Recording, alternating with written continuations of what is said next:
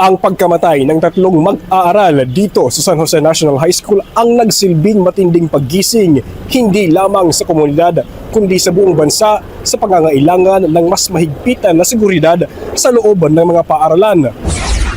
Noong ika-22 ng Hunyo naganap ang insidente sa loob mismo ng San Jose National High School kung saan dalawang minor de edad ang bumaril sa kanilang mga kapwa-estudyante, isang pangyayaring nauwi sa pagkasawi ng tatlong mag-aaral at nakakuha ng atensyon ng buong Pilipinas. Hanggang sa kasalukuyan, hindi pa rin matanggapan ni Erbia T. Fabian, ina ng isa sa mga nasawing estudyante, na ang isang karaniwang araw sana ng pagpasok ng kanyang anak ay nauwi sa trahedya.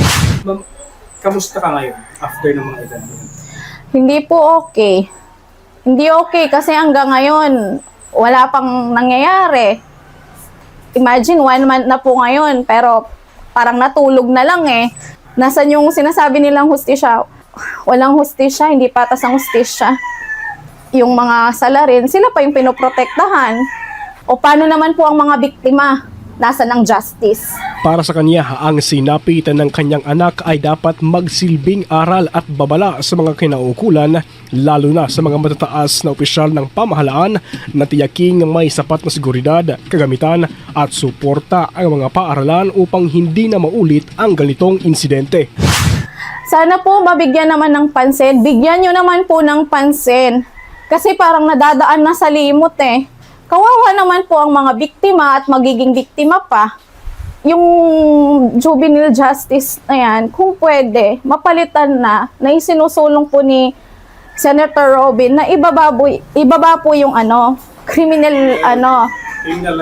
criminal liability. Bukod po sa amin, mas marami pa pong magiging kawawa, mas marami pa po mga biktima. Matapos ang trahedya, tiniyak ng Department of Education sa rehiyon ang mas pinaigting na presensya ng kapulisan sa mga paaralan. Ngunit sa kabila nito, patuloy pa rin ang mga natatanggap na banta na naging dahilan ng ilang ulit na suspensyon ng klase. Yes, I hope hindi ito ningas-kugon, that this will be sustained, and that is what will be trying to do na masustain yung security measures natin, not only in San Jose National High School but in all the 60 schools in the schools division of Tacloban. Dahil sa sunod-sunod na pangyayaring ito, nananawagan si Nanay Thelma Gomez, magulang ng isang grade 9 student, sa pamahalaan na hindi lamang paigtingin ang seguridad kundi palawakin din ang edukasyon, pagsasanay at pagbibigay kaalaman sa publiko upang maiwasan at maagapan ang anumang banta sa kaligtasan.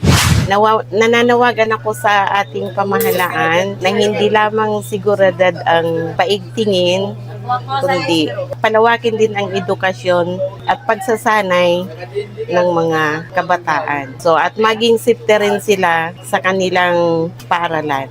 Ang nangyaring trahedya dito sa Tacloban City ay hindi lamang isang simpleng insidente. Ito ay nagsisilbing malinaw na paalala sa pangangailangang agarang matugunan ang mga kakulangan sa sistema upang maiwasan ang pag-ulit nito at ang posibleng pag-apekto sa iba pang buhay. Para sa Sona ng Pangulo, ang ikalimang yugto special coverage mula sa RMN Tacloban, Radyoman at Chester Isanita, Tatak, RMN.